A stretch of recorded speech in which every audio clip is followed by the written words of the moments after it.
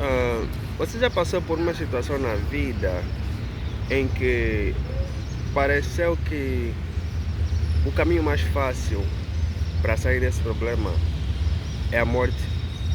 Então, hoje eu quero falar contigo sobre como é que você lida com a vida ou como é que você toma as decisões ou as atitudes certas quando você passa por uma situação tão difícil, mas tão difícil que o caminho mais fácil para ti é acreditar que, ou pensar que, acho que se eu morrer todas as coisas vão estar resolvidas. Acho que se eu morrer todas as coisas vão estar resolvidas.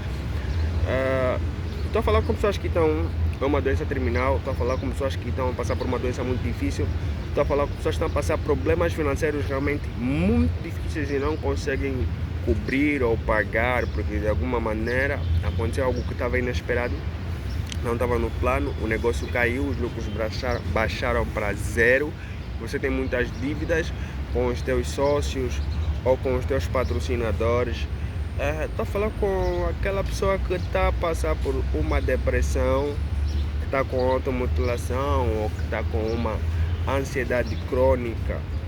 E a pergunta é, o que é que você vai fazer agora? Sabe, às vezes, quando nós passamos por essa jornada da vida, nós enfrentamos desafios muito difíceis mesmo de suportar, que você se pergunta, desculpa, o que é que eu fiz de errado? Onde é que eu errei? Onde é que eu falhei? Será que no passado, eu estou colhendo o karma do passado? E você sente-se tão mal, e você está numa situação tão péssima, tão ruim, nada muda, tudo parece a mesma coisa. Você fica frustrado, você fica cansado, você fica sobrecarregado. E por mais que não importa o que você faça, nada muda isso. Sabe? Nada muda isso. E você sente que, Deus, eu acho que eu só quero morrer. Eu acho que eu só quero morrer. E eu entendo muito bem esse sentimento do princípio ao fim. Eu entendo como é que é lidar realmente com isso. E uma coisa que eu gostaria de compartilhar com vocês é que eu já passei numa situação totalmente semelhante a essa, em que eu sentia que nada na minha vida mudava, inclusive as coisas só pioravam, só tendem a piorar e a piorar e a piorar. E cheguei até a pensar em tirar a minha própria vida. Posso dizer que sim, já cheguei a pensar isso. E parece ser a resposta mais fácil, o caminho mais fácil a seguir. Mas a verdade é que essa não é a resposta certa, este não é o caminho certo. Pode parecer o certo, mas tal como eu, tal como tu, nenhum de nós tem a capacidade de criar vida. Então nenhum de nós pode eliminar a vida, nem a nossa própria vida. Então, se você está numa situação assim, o que é que você tem que fazer? O que é que você pode fazer? O que é que eu tenho que fazer? Bem, vou te contar algumas verdades, mas antes disso eu quero te contar uma história bem real, que todo mundo já leu. Acho que está lá na Bíblia Sagrada. Bem, havia um homem chamado Ló, se não me engano. Ló, Jó. Desculpa, Jó. Acredito que o cara vivia na terra de Uz e a Bíblia começa a descrever o perfil do cara. Lá começa assim, ele era um homem íntegro, justo, temente a Deus, se afastava do mal. Eu gosto muito dessa introdução. Mas acontece que ele também era o homem mais rico do Médio Oriente. E além de ser o homem mais rico do Médio Oriente, o cara tinha temor a Deus. E acontece que nesse mesmo livro há uma controvérsia em que Satanás, não sei como nem porquê, o cara vai lá para os céus e vai na reunião em que os filhos de Deus estavam todos reunidos. Então Deus pergunta para o cara, de onde é que você está vindo? E o cara fala, tua vida terra. Passei pela terra, andei por ela aí, não vi nada demais aí, não houve nenhuma novidade, estão todos iguais, estão todos a mesma porcaria. Deus olhou para o cara e disse, acho que você não viu bem. Você viu o meu servo Jó? Satanás, Olhou para Deus e disse assim: claro que eu vi, né? É um cara que você abençoou e você protegeu ele e ninguém pode lhe tocar, ninguém pode lhe fazer mal e ele é próspero. E é bem óbvio e está na cara que ele só te serve porque você lhe abençoou. Yeah, essa dica aí do diabo mexeu tudo aí. Então Deus disse para o cara: olha, vai para lá, faz o seguinte, se você acredita que o que você está dizendo é verdade, vai para lá, mexe tudo que o cara tem, mas não tire a vida dele. Cara, naquele momento, Satanás saiu daquele lugar, foi diretamente na vida de Jó, e o que fez foi um estrago total. Cara, matou todos os filhos dele, tirou toda a riqueza do cara, tirou tudo que o cara tinha em menos de um dia, exceto a mulher dele. Do you understand? Exceto a mulher dele. E o cara ficou sem chão. E as primeiras palavras que Jó falou mexeu muito comigo. O cara disse assim: Deus deu, Deus tirou, louvado seja o nome do Senhor. Pô, eu não vou te mentir, mas é realmente muito difícil uma pessoa glorificar Deus ou ver algo positivo diante de uma situação tão negativa como a Deus. O cara perdeu tudo e o cara ainda consegue falar Deus seja louvado ou sei lá, alguma coisa assim do gênero. Não sei se você consegue entender isso, né? O cara aceitou a situação, o cara pegou, colocou as vestes dele aí, se calhar rapou o cabelo, tudo mais, em humilhação e estava aí. E mesmo assim o cara não desistiu da fé dele, sabe? E como se não fosse suficiente, o diabo pegou, mandou doenças no corpo do cara. E os cães tinham que lamber as feridas dele. Sabe, bro, eu não quero que um cão venha lamber as minhas feridas. Os cães lambiam as feridas dele e ele pegava, tipo, azulejo pra se coçar, tá a perceber? Pô, esse cara tava numa situação realmente bem difícil. E como se não bastasse, a mulher que ele mais ama, a mulher dele, a única mulher dele, disse pra ele: por que você não amaldiçoa esse teu Deus e morre logo? Eu não vou te mentir, se ele amaldiçoasse Deus, ele morreria mesmo logo na hora. Porque aí o texto era bem simples, era só ver se o cara realmente ama a Deus ou não.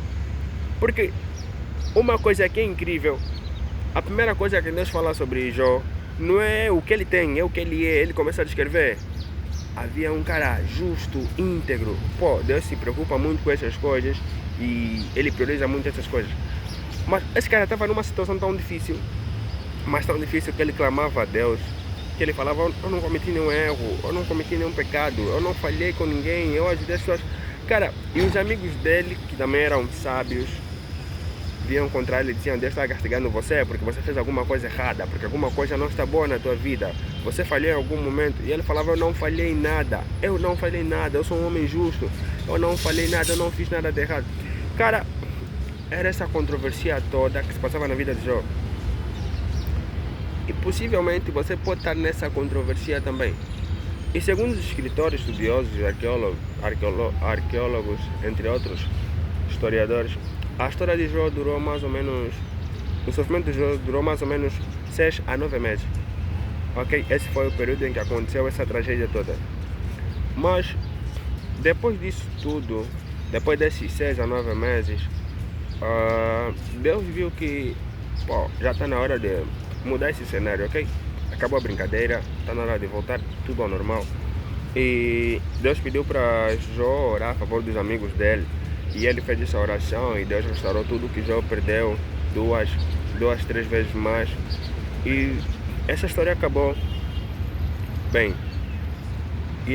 Mas o que é que eu quero te ensinar sobre a dor? Te contando essa história, o que é que eu quero te mostrar sobre a dor? Eu vou te revelar algumas verdades sobre a dor. Quando você estiver a passar por dor, dificuldade ou um problema que parece sem solução, ou mesmo até uma doença incurável. Mas o que é que eu quero te revelar sobre isso? Primeira coisa que você precisa realmente ter em mente é: quando passares por uma dor muito maior do que a que estás habituado a suportar, eu quero que tu saibas que essa dor, primeiro, vai parecer que nunca terá uma solução. Ok? Essa é a primeira verdade.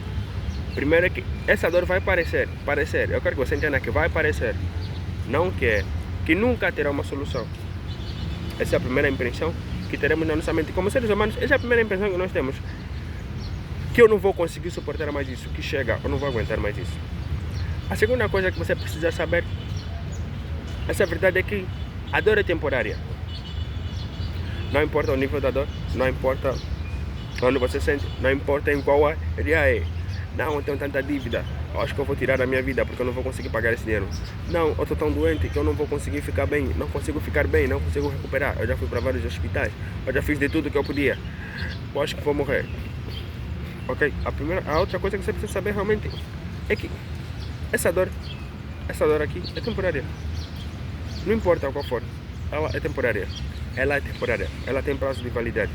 Mas a verdade é que quanto maior for a dor, maior será o tempo de recuperação.